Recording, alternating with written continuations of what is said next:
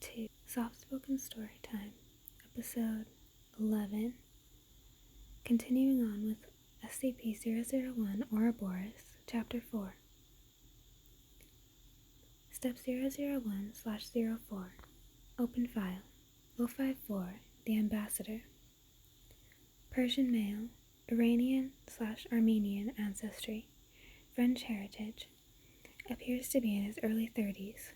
Some sources have provided records indicating that 054 was, in his youth, French actor Jean Lemire Bertrand, born Jean Abrahami. Since most evidence of 054's exploits were apparently destroyed shortly after his appointment to the Overseer Council, little is known about his professional career. Commonly called the Ambassador, 054 is called to action whenever the Council needs a pretty face. Often described as being incredibly attractive and anomalously charismatic, he has acted as the Foundation's salesman whenever required.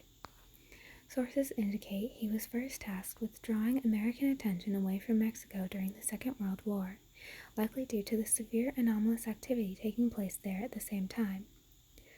Despite being well-spoken and appearing generally well-educated, 054 is not an academic, nor is he particularly interested in the prospect of managing an organization. He is well known for delegating any duties he might accrue in order to maintain as little responsibility as possible. This lackadaisical attitude towards leadership was manipulated by 057, who convinced the ambassador to give her an unofficial, automatic vote for anything she might support. Decryption complete. Access log. Chapter 10. Loyalties. Before. 13 chairs with 13 occupants sat around a long ovular table in a cavernous chamber deep beneath the earth. On the walls around them were screens, many of which were displaying vital statistical information of some relevance, and others which were live feeds of hallways, courtyards, laboratories, and holding cells. These screens were ignored, though, in favor of something lying in the center of the long table, something long and sleek, with a dark wooden shaft and an etched steel spearhead. "Well, I'll be damned," the American said, leaning in to look at it closer. "You actually got it done." The outsider stood from her seat and pulled out a packet of papers. "Yes, well, with no shortage of effort, there are plenty of things you can accomplish." Blackbird smiled from his seat near the end of the table. "Plenty of things, yes, great and terrible things. The Egyptians murdered thousands to build their pyramids." "I believe the pyramids were actually built by Elvis and Tupac," the accountant said, "though I may be confusing that with Atlantis." They all laughed. "What does it do?" the lesser said. An uncomfortable nothingness at the end of the table stirred, causing the air to chill suddenly. A voice came out of it, one quiet but intense and difficult to listen to. "This is the spear of the non-believer," the other overseer said. "The godless lance of old King Cyrus." The spectral horror hummed softly. "Fascinating. Fascinating." The outsider came around the table, handing each of them folders out of her packet of information. "To answer your question, the short answer is probably a lot. The longer answer is that we're not sure. Ever since we contained the last of the 4 great demons and gained access to Apollyon's tomb, we've been studying the texts found there to learn more about this spear. It obviously had some importance to the king, or else it wouldn't have been where it was, and it wouldn't have cost so much blood to get it." She pulled out a remote and flashed it at the largest monitor in the room, one that hung on the far wall. It showed the interior of a tomb, dusty and dark, with the spear hanging by a silver chain over a large stone sarcophagus. The next image was text from a book written in a language few of them recognized. "Is that Deva?" the Blackbird said bemusedly. "Written in shorthand, so not by a Deivite. Where was this?" "In the tomb," the outsider said. "Based on information we've gathered from these books, it's likely that these passages were written by either Deivite captives or slaves, or were stolen from Deivite libraries. Why they were buried with Apollyon I'm not sure. However, there are several tombs in this collection that speak about that spear directly, indicating that it predates that kingdom by centuries and may even predate the Davites. A lack of written historical records beyond that point would make it difficult to narrow down, but we have reason to believe that even to these ancient civilizations, it was considered a legendary weapon. The lesser rapped his knuckles on the table in frustration. I understand all of that, but I want a short answer. Why is this important, and why did we spend so many disposables on obtaining it? The American shot him a look. It kills gods, Baron. If you throw it at a god, that god will die. He waved his hands around in the air. Poof! Just like that. The lesser's face scrunched up uncomfortably. That's just preposterous. You can't kill gods. Oh, yes, the other overseer said calmly. You certainly can. It is a remarkably difficult feat, accomplished by only a handful throughout all of time, but there have been terribly powerful beings consigned to oblivion before. The archivist began flipping through a book on the desk in front of her quickly. Yes, if my records are accurate, which they likely are since they did not have to be translated and were not sitting in a cave. The outsider shot her a blistering look. There are legends going back thousands of years, maybe more, about different weapons that could kill gods. Usually sword, arrows, that sort of thing. Most have either been confirmed to be fakes or lost to antiquity, but perhaps the most enduring legend is this one, the spear. In fact, there have not been any other such stories about such powerful weapons in all of modern history. Well, the other overseer said with a light lilting to its response. There was one. At the other end of the long table, the figure sitting in shadow at its head shifted in its seat. Yes, I am, thank you, the outsider said, annoyed. One of the oldest legends regarding the spear involved Lucifer, the figure from Christian mythology. In that story, she clicked the remote again, and the next image was what could very tenuously be called a book.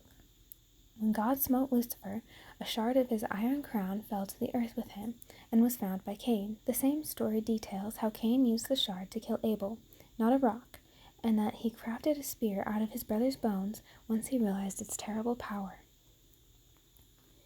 The table was silent for a moment. What a crock of shit, the liar said, kicking their feet up onto the table and cackling. I know bull when I see it, and that, they gestured at the screen, is bull. Now, a sickly sweet voice danced across the table. You know how much Mr. Siegel doesn't like people putting their feet up on the table now, honey. We've been over this before. The liar pulled their feet back off quickly. Sorry, ma'am. Green leaned forward into the light, a narrow pair of rectangular spectacles perched on the end of her nose. Oh, it's no worry. I just don't want anyone getting distracted today when we have such important work to do. She looked across to the American. Rufus, do you have anywhere we can put this where nobody will be able to get to it? The American shrugged. I mean, no. Ain't got anywhere you can just shove things where there won't also be unassociated persons digging around. Can we not just keep it here? Green shook her head. No, here won't do.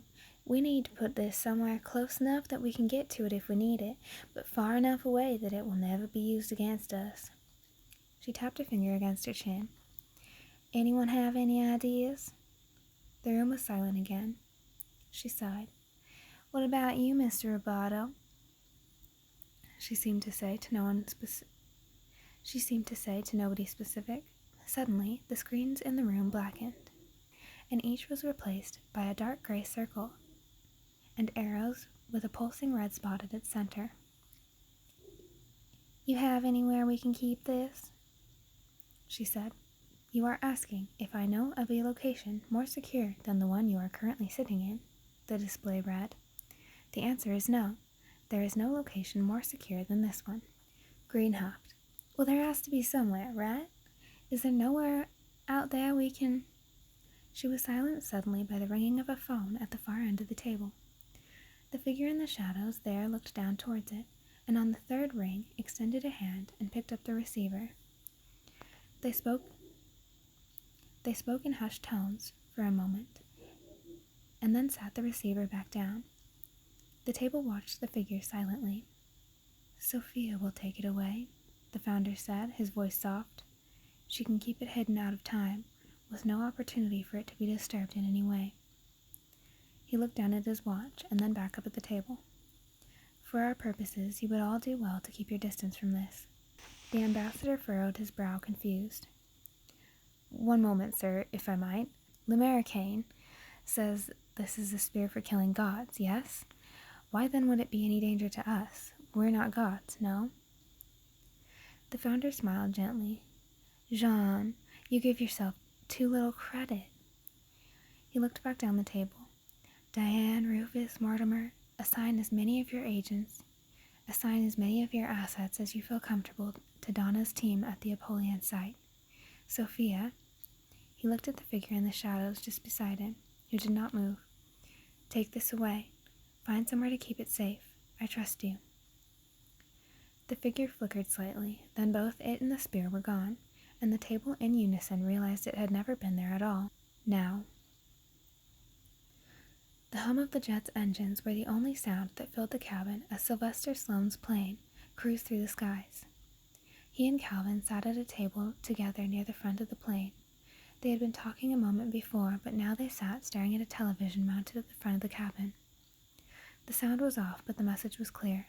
The newsreel read, "French billionaire Jean Lemieux Bertrand cancels appearance at show festival in South Africa, citing security concerns." Olivia was watching too. Her complexion had not improved much, but her eyes were focused. Jean Bertrand? That's the ambassador, isn't it?" She squinted at the screen. "Is he always so public?" "That's what he does," Sloane growled. "The pretty face of the Foundation's PR efforts. Not really one to miss a party, though." He scratched his chin. Something must be up. Suddenly, the light on the cabin phone lit up with a soft beeping. Sloane walked over to it and pressed a button. "Does the black moon howl?" he asked. It never stopped. The voice, a woman's, replied. Sloane sighed. "Good evening, Priscilla. What can I help you with?" The woman on the other end tutted at him. "Have you retrieved our agents?" Sloane looked back at the three of them, his nose turned up slightly. "Might as well call it that. What do you need?" "You've no doubt seen the news," she said. "The ambassador has cancelled his plans for tonight. What you may find interesting is why. Not an hour ago, we received a call from him. Verified identity and all. And he informed us that he had cancelled his plans because he wants to meet with us to discuss terms." Sloane's steely eyes darkened. "Terms? Terms of what?" "Surrender," Norris said. "There are only a few of them left now, and he is seeing the light at the end of the tunnel, a rat off a sinking ship." Sylvester looked at Calvin, who was still staring at the television. "This feels like a trap, Priscilla," he said slowly. "What is he expecting to gain from this?" "His life," she said. "He said he'd gladly stand trial, he just doesn't want to die." Sloane pursed his lips. "Not surprising, the coward. What's he willing to offer?" "Information, and his resignation. He says he can tell us where the all-seeing eye is."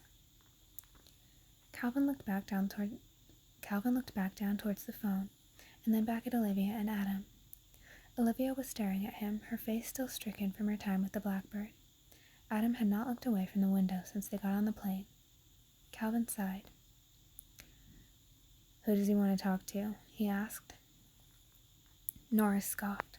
"Myself, of course. As our chief diplomat, I alone have the authority to parley with him." "More like she'd like to get him alone," Sloane whispered, his voice little more than a growl. "You'll need a security detail," Calvin said. "You'll need to move quickly." "I'm not an amateur, Mr. Lucian," she scoffed. "I'll not be told how to do my job." "I still don't like it," Sloane interrupted. "You have no idea what his intentions are." "Of course not. Because we haven't met yet, Sylvester. That's what diplomacy is for. Besides that, the decision has already been made. I will go to meet him tonight and bring him back to Delta for further questioning. Once we've gotten what we need from him, we hold on to him until this all blows over, and then he'll be free to go." "The decision has been made?" Sloane barked. "Yes, Sylvester. We called a vote shortly after he contacted us. If you wanted to participate, you shouldn't have run off on your own career mission, when we could have sent a thank you card and a hot air balloon to accomplish the same thing. You can't just leave whenever you want. We are at war, after all." The grinding of Sloane's teeth was pronounced. "Where is this exchange taking place?" "OR Tambo International," she responded. "Why, you're not thinking of—" Sloane dropped the phone back on the cradle and sighed. "Priscilla is a skilled diplomat, but this is above her abilities. I'm afraid Bertrand is notoriously anomalously charismatic. I wasn't even joking about her wanting him either. She's a good talker, but not what I would call clever or self-aware." "What do you want to do?" Calvin said. He groaned. "I don't know. Your two compatriots there are in no shape to be going back out there. I don't want Priscilla handling this alone, so I need to go and intercept her before anything happens. He paused. "I don't know where you're at right now. Are you all right?" Calvin shrugged. "I've been worse." "Then you can come with me. We'll land at Tambo and depart. I'll send these two back to Delta and out of harm's way. Agreed?" Calvin nodded. "Agreed." Hours later, and after a bout of fitful sleep, they landed in Johannesburg with little fanfare. As they prepared to disembark, Sloane pointed towards another plane sitting on the far end of the tarmac. The lettering on the side bore the words, "Distant Horizons Airlines." "That's a Foundation front," he said. "He's here." Calvin gathered his things and moved to leave, then hesitated. He leaned back towards Olivia and Adam, both of whom were watching him. Their faces were sullen. "Stay here," he said. "I'll come back for you once this is over." Olivia nodded, but Adam barely moved. His eyes were locked on Calvin's face, and there was an intensity there that Calvin didn't know how to respond to. Instead, he nodded in response and left the plane. He and Sloane crossed the tarmac towards the airport, where a small group of individuals Calvin identified as insurgency operatives were waiting for them by a side door.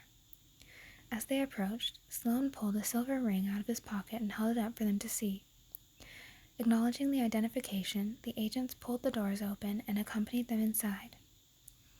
They proceeded down several long hallways until one agent ushered them into a side door. The room beyond was small, likely a meeting room for airport employees. Sitting at the table was a suddenly extremely aggravated Priscilla Norris, as well as a man in a clean, crisp tan blazer, with a light blue shirt and dark blue tan slacks. As they entered, the man stood and smiled. Then when he caught Calvin's gaze, he hesitated. Nobody else seemed to notice, and the man played it off quickly. "Sylvester," Norris said, seething, "what are you doing here?" Sloane smiled as he extended his hand towards the man in the tan jacket. "Enjoying the weather, Priscilla? I haven't been this far south in ages. It's good for my old, flappy skin." He turned to the man and took his hand. "Sylvester Sloane, a pleasure." The man's smile was striking, Calvin noticed. He was unusually handsome, with dark hair pulled back into a short bun beneath his head, and a rich complexion with no blemishes to speak of. His eyes were a dark green, and when he laughed it sounded like music and falling water. "Jean Bertrand, the pleasure is all mine," the man said. "Thank you for coming so far to meet with me, Mr. Sloane. I was just telling Miss Norris that I hope I have not inconvenienced you too terribly." Sloane waved him off. Calvin watched him and realized that despite the performance he was putting on, Sylvester was very carefully watching the windows and listening. "It is no problem at all, of course." Sloane gestured back towards Calvin, who bowed slightly. "You're familiar with my colleague, Calvin Lucien?" Bertrand's face froze for an instant before relaxing back into its natural position. Yes, the man hunting overseers." He extended a hand to Calvin as well, who shook it. "You have really shaken things to their core, Mr. Lucien." Calvin didn't respond, but they shared a look that spoke volumes of the tension in the room. Bertrand motioned for them all to sit, and they did. "I will be as concise as I can," he said, "because I do have a tendency to rattle on. Your actions, Mr. Lucien, have destabilized the Foundation. There are now crucial functions that were once performed by my colleagues that are no longer active. In the past, I would have reached out to Green or Rufus for their wisdom in these trying times, but they are also absent." He adjusted his jacket slightly. "That's why I've come to you.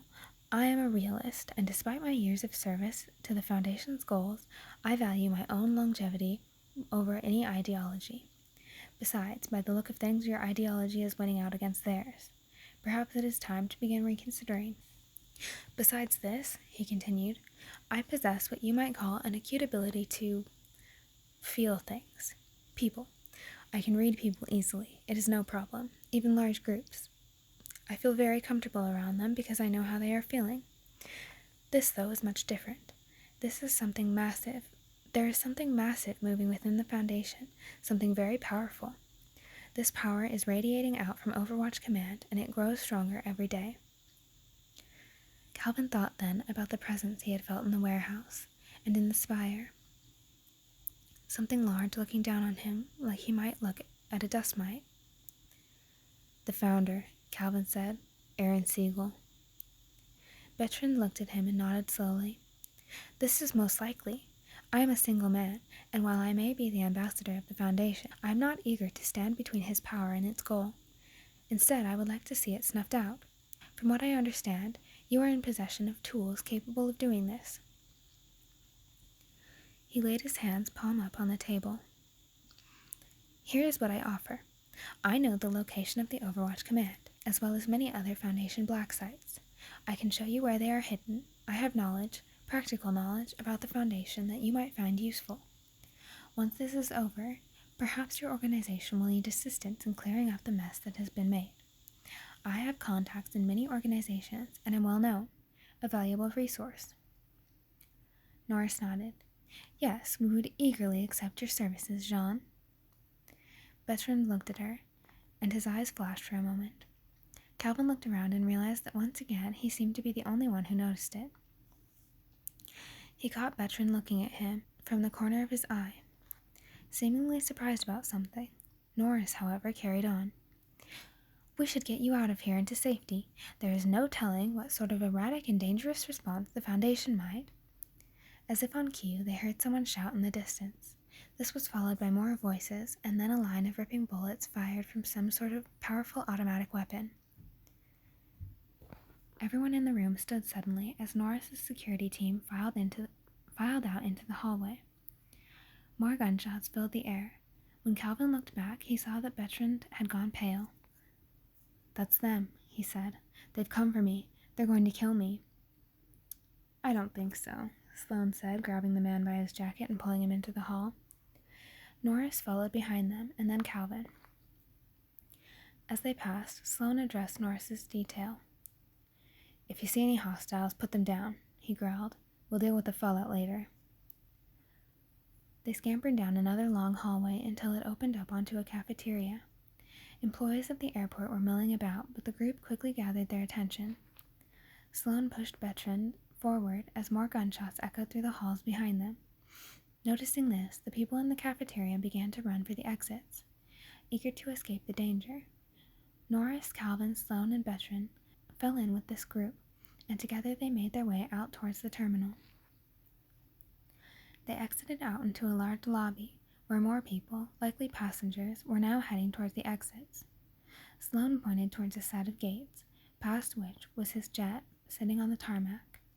As they took off running for the door at the far end of the airport, there was an explosion behind them. When Calvin turned to look through the dust and debris, he saw 4 figures emerging from the smoke. They were human, but something about them was otherworldly and uncanny. The lead was a tall male with a shaved head and heavy body armor. One of the 2 females carried a lit flamethrower, while the other carried a long rifle. The other male was carrying what appeared to be a minigun fed by a long chain of bullets from a pack on his back. The 4 of them eyed Calvin in unison and began running for him. "Oh, frick," Calvin said, turning and sprinting towards the rest of the group. He heard the sound of the roaring minigun and ducked behind a pillar. From behind the group, insurgency security operatives began flooding out into the lobby, firing openly at the 4 assailants. Distracted, they turned and engaged the security teams, and Calvin was able to come around back behind the group and join them again. As they ducked and weaved to avoid the spray of bullets, Calvin occasionally caught a glimpse of the carnage taking place behind them. He saw one of the 4, a woman, lift an agent into the air and hold her flamethrower up to their face. The larger of the men had pulled a steel support pillar out of the wall and had used it to skewer 2 other men, who writhed and dangled from it before slumping over and collapsing. A bullet pinged off a metal desk near Calvin, and he saw from a distance the assailant with a long rifle, slowly walking towards them and firing. He looked over toward the other 3, who were preparing to take off again. "Down!" he hissed. "Stay down!" Sloane ducked beneath a table, but Bertrand stumbled and fell over a row of chairs. As he did, Norris chirped and stood to assist him. Calvin heard the pop from the rifle and the pop from her skull simultaneously, as Norris's consciousness was reduced to a pink vapor. Sloane cried out as he was sprayed with the remains of Norris's matter, and a stooped Calvin had to pull him out from under the table. The 3 of them crawled towards the door as more bullets buzzed overhead. When they reached the exit, Calvin threw open the door, and together they ran out onto the tarmac. In the near distance, they saw Sloane's plane pulling onto the runway.